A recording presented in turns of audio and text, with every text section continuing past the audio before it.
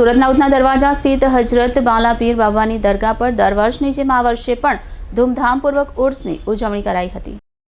સુરતના ઉધના દરવાજા સ્થિત કોમી એકતાના પ્રતીક એવા હજરત બાલાપીર બાબાની દરગાહ શરીફ પર દર વર્ષની જેમ ચાલુ વર્ષે પણ ધૂમધામપૂર્વક સંદલ અને ઉર્સની ભવ્ય ઉજવણી કરવામાં આવી હતી।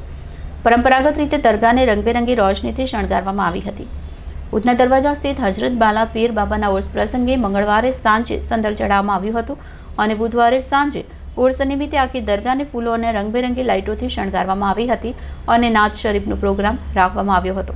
સાથે સાથે દરગાહ પર આવનાર તમામ લોકોને લંગરે નિયાસ તકસીમ કરાઈ હતી। મોટી સંખ્યામાં હિન્દુ મુસ્લિમ સમાજના લોકો ઉર્સમાં જોડાયા હતા। આ તમામ તૈયારીઓ દરગાહના સંચાલકોની સાથે સ્થાનિક સામાજિક અગ્રણી મનસુર ચશ્માવાલાએ કરી હતી। મનસુરભાઈ ચશ્માવાલા, ઉધના દરવાજા આ બાલાપીર બાબાની દરગાહ છે અને આજે અમને ઉર્સ ઉજવવામાં આવી રહ્યો છે અને એમાં અમારી સાથે છે બધા ધર્મના લોકો જોડાયા છે। એમાં જેટલા બી ટ્રસ્ટ છે સુરતના એ બધા બી આગેવાન અહીંયા ઉપસ્થિત છે।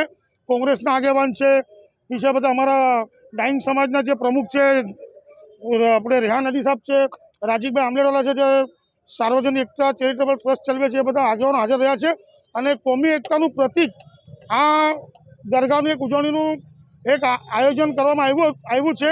એ બદલ આપ સૌને હાર્દિક શુભકામના। આજે આ દરગાહ શરીફનું ઉર્સ મુબારક છે। કાલે સંદલ શરીફ હતું ને આજે જાગરણની રાત છે, શબે મેરાજની રાત છે।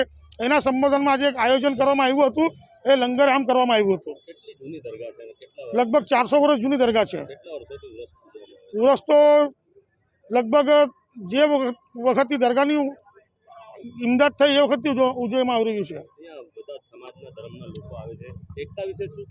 આ દરગાહ એ કોમી એકતાનું પ્રતીક છે। અહીંયા બધા જ આવે છે, હિન્દુ મુસ્લિમ શીખ છે, બધા ધર્મના લોકો આવે છે અને બધાની બાધા અહીંયા પૂરી થાય છે।